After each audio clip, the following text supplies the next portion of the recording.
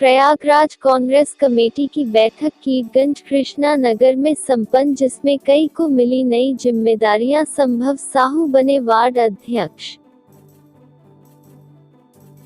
आपके मन में होगा कि कांग्रेसी ये गली गली क्यों घूम रहे हैं। युवा साथी, मैं आपसे चाहूंगा 2 मिनट बैठ जाएंगे, मेरी बातों को गौर से ध्यान से सुनिएगा। और निश्चित रूप से जब आप यहां से उठेंगे, आपके पास एक विचारों की मजबूती होगी और उसके बाद कोई भाजपा का कार्यकर्ता आपसे बहस नहीं कर पाएगा। मैं इतना आपको आश्वस्त कर सकता हूं। तो आपके मन में सवाल होगा कि ये कांग्रेसी गली गली क्यों घूम रहे हैं। सवाल लाजमी है कि चुनाव नहीं है, क्योंकि पिछले 30 सालों से उत्तर प्रदेश में कांग्रेस की सरकार नहीं है। 1989 में कांग्रेस की सरकार थी, उसके बाद सपा आई, बसपा आई, भाजपा आई। तीनों मुख्य पार्टियों ने बारी बारी से उत्तर प्रदेश में राज किया। आपको बताना चाहूंगा, जब 1989 में हमारी सरकार थी तो उत्तर प्रदेश में, पूरे भारत में उत्तर प्रदेश विकास के मामले में 4थे पायदान पर था। आज 18वें पायदान पर है, और अगर अभी भी नहीं जागे तो आने वाले सबसे निचले अर्थात 28वें पायदान पर होंगे। इसलिए हम लोग गली गली घूम रहे हैं, क्योंकि जब माननीय प्रियंका गांधी जी ने पिछले 1.5 वर्ष पूर्व उत्तर प्रदेश के प्रभारी के रूप में यहाँ की जिम्मेदारी संभाली, तो उन्होंने उत्तर प्रदेश के प्रत्येक कार्यकर्ता से, जिसकी भी मिलने की इच्छा हुई थी, उनसे मुलाकात किया। और उन्होंने पाया कि शायद हम 30 सालों से इसलिए चूक गए कि कहीं न कहीं संगठन कमजोर है। और प्रत्येक कार्यकर्ता जो भी उनसे मिला तो उन्होंने कहा कि दीदी संगठन कमजोर है, मजबूत होना चाहिए। मगर उस संगठन को मजबूत करने के लिए प्रियंका गांधी जी गली गली नहीं आएंगे। संभव साहू जी, लाल बहादुर साहू जी और आप जैसे लोगों को आगे आने होगा। इसलिए हम इस संगठन अभियान का प्रारंभ किए। मगर आपके मन में सन 2014 से पहले जो आपके सामने एक तस्वीर थी, उस तस्वीर की ओर भी ले जाना चाहूंगा। आपको याद होगा कि जब 2014 में माननीय मोदी जी लोकसभा का चुनाव लड़ रहे थे तो बड़े बड़े वायदे करते थे मंचों से, और लगभग हर, चाहे वो पेट्रोल पंप हो, चाहे वो कोई मुख्यतः चौराहा हो, सभी चौराहे पे उनके बड़े बड़े होर्डिंग दिखा करते थे। उन्होंने आपसे वायदा किया कि हमारी सरकार बनेगी, हम 2 करोड़ युवाओं को रोजगार देंगे।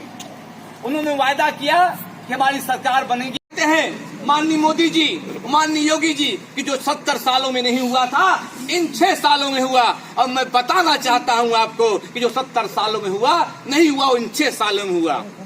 हिंदुस्तान में पहली बार पेट्रोल 100 रुपए के ऊपर बिका, ये कभी 70 सालों में नहीं हुआ था।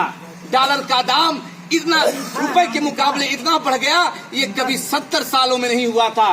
हिंदुस्तान की बड़ी बड़ी कंपनियां आज बिक गई, ये कभी 70 सालों में नहीं हुआ था। सुप्रीम कोर्ट के 4 न्यायाधीश सड़कों पर बैठकर अपने लिए न्याय मांग रहे थे, ये कभी 70 सालों में नहीं हुआ था। सीबीआई ने सीबीआई पे रेड मारा, ये कभी 70 सालों में नहीं हुआ था।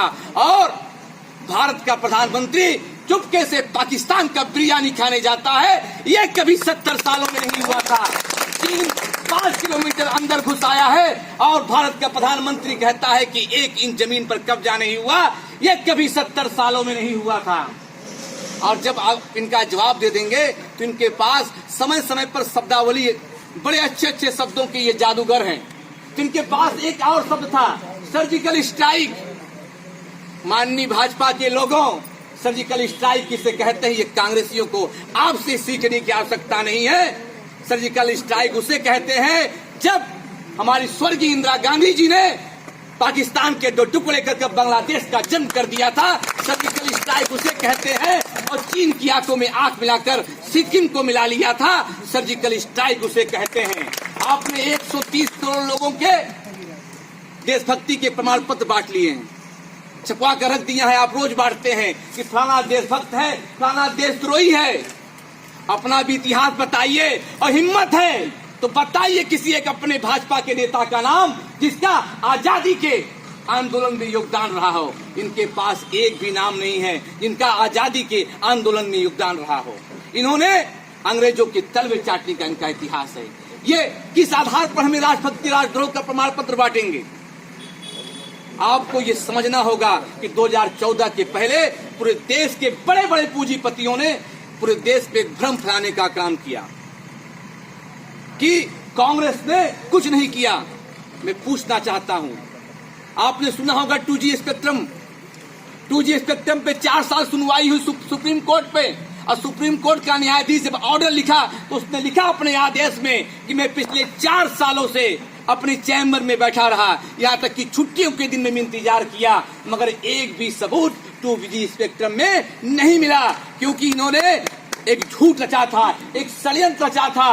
कांग्रेस का इतिहास है, आजादी के पहले भी और आजादी के बाद भी कांग्रेस ने हमेशा निम्न मध्यम वर्गीय के लिए काम किया है। और आपको एक घटना और याद होगी, ये 16 तारीख को रात 8 बजे 2016 में खड़े होते हैं और कहते हैं कि 500 के नोट, 1000 के नोट कल से रद्दी। पूरे देश ने उनका सम्मान किया, हम लाइन में लगे, और वो दृश्य आप भूले नहीं होंगे। किसी के भाई की शादी थी, किसी की बहन बीमार थी, किसी की माँ बीमार थी, आपका पैसा था मगर आप निकाल नहीं पा रहे थे, और ऊपर से मोदी जी ने भाषण दिया कि देखिए मैंने देश के चोरों को लाइन में लगा दिया। मैं पूछना चाहता हूं कि क्या उस लाइन में कोई आपके क्षेत्र का कोई बड़ा पूंजीपति दिखाई दिया था?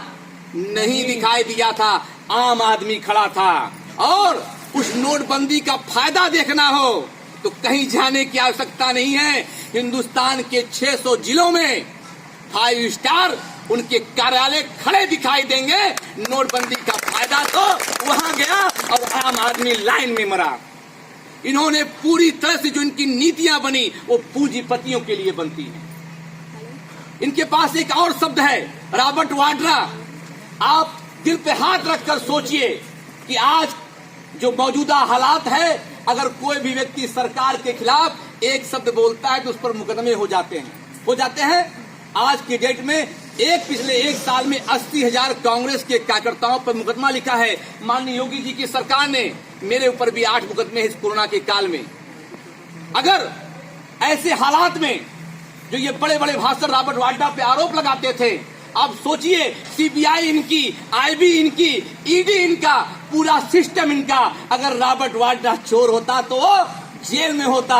ये केवल भ्रम फैलाने का काम करते हैं, ये षड्यंत्र करने का काम करते हैं। इनके पास कोई आधार नहीं है। मगर आपके बीच एक ऐसी नेता आई है 1.5 साल पूर्व हमारे प्रभारी के रूप में।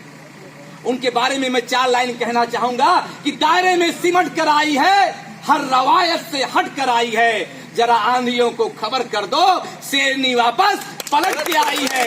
पिछले 1.5 साल में चाहे वो सोनभद्र का उम्मा कांड हो, चाहे वो कानपुर का विकास यादव हत्याकांड हो, चाहे वो बढ़ी हुई बिजली बिल के मुद्दे पर लड़ने की बात हो, चाहे वो हाथरस की बिटिया को न्याय दिलाने की बात हो, चाहे आपके इसी इलाहाबाद जिले के बसवार गांव के नाविकों को न्याय दिलाने की बात हो, तो सड़क पर कोई लड़ता हुआ दिखाई दिया तो एक ही नेता प्रियंका गांधी जी और कांग्रेस के कार्यकर्ता दिखाई दिए। आपको समझना होगा और इनको जवाब भी देना होगा। हमारे सामने व्यापारी वर्ग से ढेर सारे लोग बैठे हैं और बड़ी खामोश से बैठे हैं। मैं आपका इतिहास आपको याद दिलाना चाहता हूं कि आप क्या हैं। मैं जिस व्यक्ति के बारे में बोलने जा रहा हूं उसे मैं किसी जाति, किसी धर्म या किसी संप्रदाय में बांध नहीं सकता हूं, क्योंकि वो पूरे विश्व का नेता था। उसका नाम था महात्मा गांधी। और ये आपका सौभाग्य है कि आप ही के संप्रदाय, आपकी जात में पैदा हुआ था, जिसने पूरे विश्व को रास्ता दिखाया। तो आज आपकी भी जिम्मेदारी बनती है, इस गूंगी बहरी निकम्मी सरकार को उखाड़ फेंकने के लिए आपको आगे आना होगा। और आने वाले 2022 में जो हमने संकल्प लिया है माननीय प्रियंका गांधी जी के नेतृत्व में कांग्रेस की सरकार बनाने की, इस फटेहाल या विकास में पिछले उत्तर प्रदेश को पुनः विकास के रास्ते पर लाने के लिए आपको कमर कसना होगा। और खास के नौजवानों से, आप अमित शाह जी का नाम जानते होंगे, भाजपा के पूर्व राष्ट्रीय अध्यक्ष हैं। उनका एक लड़का है, उसका नाम है जैसा। वो एक कंपनी लगाता है, 50,000 रुपए की पूंजी इन्वेस्टमेंट करता है और 1 साल बाद 80 करोड़ रुपए कमा लेता है। मैं पूछना चाहता हूं अमित शाह जी से और जय शाह जी से कि मैं भी बेरोजगार हूं और मेरे सामने बैठे हुए भी नौजवान बेरोजगार बैठे हुए हैं। वो तरीका हमें भी बताइए कि 50,000 लगाए 80 करोड़ कमाए, मगर ये नहीं बताएंगे क्योंकि इन्होंने भ्रष्टाचार से कमाया है। ये किस मुंह से? आपको बड़ी बड़ी इनके वादे याद होंगे कि न गुंडाराज न भ्रष्टाचार, अब की बार भाजपा सरकार। बहुत हुआ बेटियों पे अत्याचार, अब की बार भाजपा सरकार। आप अखबार उठाइए, रोज आए दिन अपराध बढ़ते जा रहे हैं उत्तर प्रदेश में। मैं अपनी बातों को 4 लाइन के माध्यम से समाप्त करूंगा कि काफी समय से आप बैठे हैं कि ये पेड़, ये पत्ते, ये शाखाएं भी परेशान हो जाएं अगर पंछियां भी हिंदू और मुसलमान हो जाएं। न ये मस्जिद को जानते हैं, न ये शिवालय को जानते हैं। जो भूखे पेट होते हैं वो निवाले को जानते हैं। आपको ये जात धर्म संप्रदाय के नाम पे बांटेंगे, आप इनसे सवाल कीजिएगा। बस मेरा अंदाज यही जमाने को खलता है कि मेरा चिराग क्यों हवा के खिलाफ जलता है। ये राहुल गांधी जी पर बार बार कहते हैं। राहुल गांधी जी को प्रधानमंत्री बनना होता, सन 2009 में प्रधानमंत्री बन चुके होते हैं। और उस राहुल गांधी की जगह अपने आप को सोचिएगा रात में सोने से पहले। वो राहुल गांधी है जिसने अपने दादी के गोली से छलनी शरीर को देखा है, जिसने अपने बाप के टुकड़े को उठाया है। किस लिए? देश की एकता एवं अखंडता के लिए। अगर आप उस जगह होते तो घर पे बैठ गए होते। वो हिंदुस्तान का शेर इन भाजपा के लोगों के खिलाफ लगातार सड़कों पर लड़ रहा है, तो आपको मजबूत करना होगा। इसलिए मैं कहता हूं कि बस मेरा अंदाज ये जमाने को खलता है कि मेरा चिराग क्यों हवा के खिलाफ जलता है। मैं अमन पसंद हूं, मेरे शहर में दंगा रहने दो, मुझे लाल और हरे में मत बांटो, मेरे छत पे तिरंगा रहने दो। धन्यवाद। प्रदीप द्विवेदी जी की उपस्थिति में, राजकुमार शुक्ला जी की उपस्थिति में शहर कांग्रेस कमेटी की तरफ से अपने छोटे भाई कुमार कीर्ति साहू, संभव साहू जी को मैं इस वार्ड की जिम्मेदारी देता हूं और वार्ड अध्यक्ष नियुक्त करता हूं। मैं चाहूंगा तालियों के साथ इनका स्वागत करें। भैया जिंदाबाद, भैया जिंदाबाद। हाँ, बस वही रास्ते में जैसे ही मुड़ेंगे बस। राष्ट्रीय महासचिव श्रीमती प्रियंका गांधी जी के आदेशानुसार पिछले 3 जनवरी से इलाहाबाद ने उत्तर प्रदेश के प्रत्येक शहर और प्रत्येक जिले के न्याय पंचायत स्तर पर हम बैठक कर रहे हैं और वहां बैठक करके हम उसी जगह पर लोगों की सहमति से वार्ड अध्यक्ष चुनते हैं। आज यहाँ वार्ड नंबर 23 किसान नगर की बैठक आहूत की गई थी, जिसमें हमने संभव साहू जी को यहाँ का अध्यक्ष नियुक्त किया है।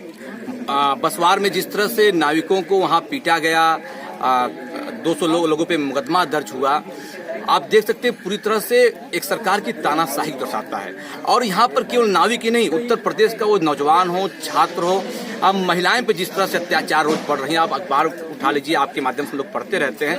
पूरी तरह से एक अपराधियों की सरकार आज काबिज है। ये बड़े बड़े भाषण दिया करते थे कि न गुंडाराज न भ्रष्टाचार, अब की बार भाजपा सरकार। ये किस मुंह से उस नारे को आप कहेंगे? और ये कहते थे बहुत हुआ बेटियों पर अत्याचार, अब की बार भाजपा सरकार। आज अखबार उठा लीजिए, जिस तरह से बच्चियों पर, महिलाओं पर जिस तरह से अपराध बढ़ रहे हैं उत्तर प्रदेश में, इनको तो तुरंत इस्तीफा दे देना चाहिए। देखिए, प्रयागराज नहीं, हम 2022 में संकल्पित हैं पूरी तरह से प्रियंका गांधी जी के नेतृत्व में सरकार बनाने के लिए। और जिस तरह से पूरे उत्तर प्रदेश में लोग आशा भरी निगाहों से प्रियंका गांधी जी की तरफ और कांग्रेस की तरफ देख रहे हैं। आप देख सकते हैं कि हम पिछले 1.5 महीने से प्रत्येक वार्ड में मैंने बैठक किया, जिस तरह से लोगों का जुड़ाव हो रहा है, ये इशारा कर रही है कि 2022 में कांग्रेस की सरकार बनने जा रही है। वसीम अंसारी, संगठन सृजन अभियान प्रभारी, प्रयागराज। हमारे क्षेत्र में कई वर्षों से जो है बीजेपी की सदस्य रहे हैं, बीजेपी के सदस्य, मगर अभी भी पूरी तरह से मोहल्ले का विकास और मोहल्ले के बहुत से सड़क योजनाएं और बहुत सी कार्य जो सही तरीके से हो नहीं रहा है। इसके लिए हम चाहते हैं कि यहाँ पे जो भी सभासद से लेके, विधायक से लेके, सांसद से लेके जो भी सरकार है वो कांग्रेस की सरकार ही आए और मोहल्ले का और साथ में साथ मोहल्ले का विकास होगा तो शहर का विकास होगा, शहर का, प्रदेश का, देश का विकास होगा। तो उसी कड़ी में मैं इस कांग्रेस पार्टी से, मैं नवी राष्ट्रीय कांग्रेस पार्टी से भी नया जुड़ा हुआ हूँ और मैं का सदस्य पहले से था और अब मैं जो है इस वार्ड का अध्यक्ष भाई नफीस अमनोर जी ने अभी मुझे बनाया है। तो मैं कोशिश करूंगा कि मोहल्ले के सभी युवाओं को और हमारे जनों को मैं जोड़ के कांग्रेस पार्टी में ज़्यादा से ज़्यादा इस पार्टी को प्रोग्रेस करने के लिए आगे मैं फंसाई लोगों को, अपने मोहल्ले के को भी, और साथ में सभी युवाओं से लेकर सभी बुजुर्गों का मोहल्ले में प्रोत्साहित करूँ कि सभासद अगला सभासद यहाँ का जो कांग्रेस का रीढ़ है वो मजबूत हो। आपका परिचय? कुमार प्रताप साहू, वार्ड अध्यक्ष 23, वार्ड नंबर 23, अध्यक्ष वार्ड नंबर 23, प्रयागराज। धन्यवाद।